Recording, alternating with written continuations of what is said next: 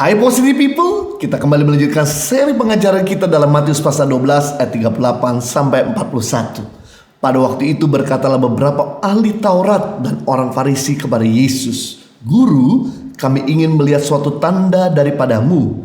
Tetapi jawabnya kepada mereka, "Angkatan yang jahat dan tidak setia ini menuntut suatu tanda.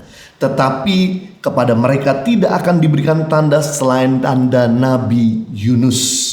Sebab seperti Yunus tinggal dalam perut ikan 3 hari 3 malam, demikian juga anak manusia akan tinggal dalam rahim bumi 3 hari 3 malam.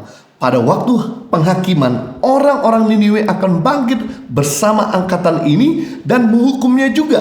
Sebab orang-orang Niniwe itu bertobat setelah mendengar pemberitaan Yunus. Dan sesungguhnya yang ada di sini lebih daripada Yunus." Dikasih hati minta jantung. Mungkin begitulah gambaran orang Farisi. Mereka dan ahli Taurat meminta tanda dari Yesus untuk meyakinkan mereka agar mempercayai Dia.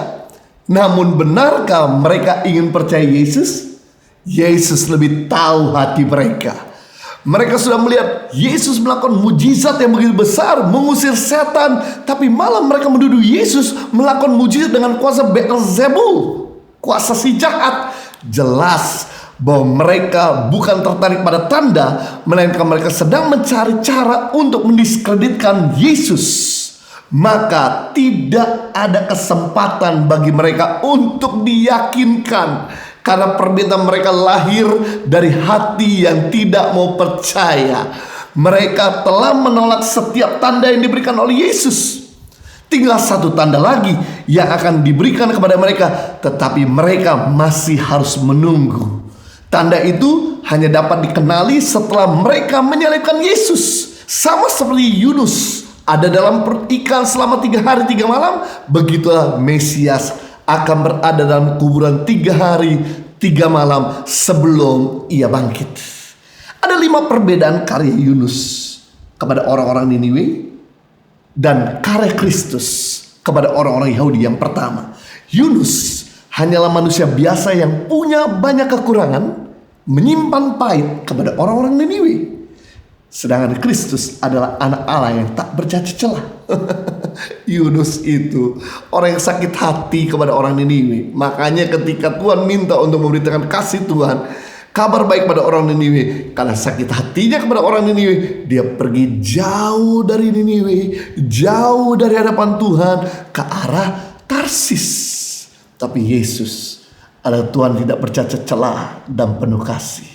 Perbedaan yang kedua antara karya Yunus dan karya Kristus. Yunus adalah orang asing di Niniwe.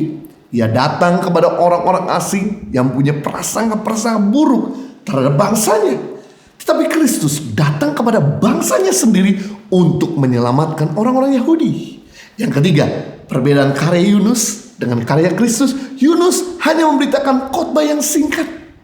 Tidak ada suatu kesungguhan yang besar, melainkan sambil lalu saja ketika ia melewati jalan-jalan. Sebaliknya Kristus terus memanggil, bahkan duduk mengajar di rumah-rumah ibadah kepada bangsanya sendiri. Yang keempat, karya Yunus dan karya Kristus. Yunus hanya mengabarkan murka Allah dan kehancuran belaka yang akan datang dalam 40 hari ke depan. Ia tidak memberi perintah, petunjuk ataupun dorongan kepada orang-orang Niniwe untuk bertobat. Sebaliknya Kristus, selain memperingatkan orang-orang Yahudi akan bahaya yang akan menimpa mereka, juga menunjukkan kasih supaya mereka bertobat. Yang kelima, karya Yunus dan karya Kristus. Yunus tidak mengadakan satu mujizat pun untuk menguatkan ajarannya. Ia tidak menunjukkan kehendak baik kepada orang-orang Niniwe. Sebaliknya Kristus mengadakan mujizat-mujizat yang berlimpah-limpah, dan semua yang dilakukan karena belas kasihan. Namun demikian, orang-orang Niniwe bertobat setelah mendengar pemberitaan Yunus, sedangkan orang-orang Yahudi tidak tersentuh hatinya oleh satu pengajaran Kristus. Kita bisa melihat di sini perbedaan orang Niniwe dengan orang Yahudi. Orang Niniwe yang tidak mengenal Tuhan hanya satu kali dengar teguran saja, hatinya langsung berubah. Hatinya lembut dan mau bertobat. Sedangkan orang Yahudi, orang-orang ahli Taurat yang sudah tahu kebenaran, mengerti kebenaran, mempelajari kebenaran, melihat begitu banyak mujizat yang Yesus lakukan, hatinya tetap keras dan tidak mau bertobat. Akhir hidupnya adalah kehancuran dan kebinasaan. Jangan sampai kita sebagai pengikut Kristus yang sudah tahu banyak kebenaran, melihat begitu banyak kebesaran mujizat Tuhan yang dinyatakan dalam kehidupan kita, tapi hati kita sulit untuk bertobat. Jadilah orang lemah lembut. Lemah lembut itu artinya hati yang mudah berubah ke arah positif. Orang paling lemah lembut yang kita belajar selain daripada Yesus adalah Raja Daud.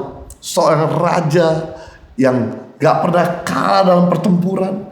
Seorang pemimpin bangsa Israel yang paling dihormati. Tapi toh dia punya kekurangan juga. Dia meniduri isi orang dan dia bunuh suaminya. Dia tutupin dosanya, gak ada yang tahu. Sampai Tuhan memberitahu kepada Nabi Nathan. Dan Nathan menegur Daud. Dan yang menarik, dosa Daud gak sebanding dengan dosa kita. Dosa kita jauh lebih ringan daripada dosa Daud. Mungkin kita melakukan dosa gak sampai berzina, gak sampai membunuh. Tapi Daud bukan cuma berzina, dia membunuh. Tapi yang menarik, ketika Daud ditegur, hatinya langsung berubah ke arah positif. Gak keras, gak angkuh, gak menyalahkan orang yang menegur, gak menghakimi dan bahkan menghukum orang yang menegur. Tapi dia berubah dan bertobat. Disitulah Tuhan menghargai Daud. Itu sebabnya Daud diberi satu julukan, the man after God's own heart. Orang yang berkenan di hati Tuhan. Dan yang luar biasa, sekalipun Daud punya banyak kekurangan, dari Daud lahirlah Sang Juru Selamat, Mesias yang dinantikan oleh orang Yahudi, yang menyelamatkan dunia ini. Mungkin kita punya banyak kekurangan, banyak kelemahan, tapi bagi Tuhan kekuranganmu gampang untuk Tuhan pulihkan. Asalkan kita punya hati yang lemah lembut, berubah ke arah positif, untuk siap berubah, bertobat, berbalik dari jalan jahat, maka Tuhan akan memulihkan keadaan kita. Kalau kita gak mau berubah dan bertobat, akhirnya yang terjadi adalah kebinasaan dan kehancuran. Seperti orang-orang Yahudi. Kita belajar dari sikap Daud, sikap orang-orang Niniwe yang lemah lembut mau berubah ke arah positif, akhirnya beroleh kehidupan yang kekal. Tuhan Yesus memberkati.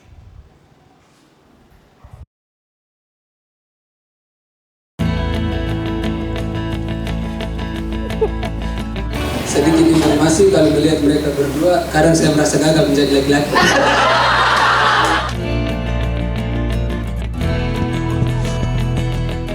Akhirnya.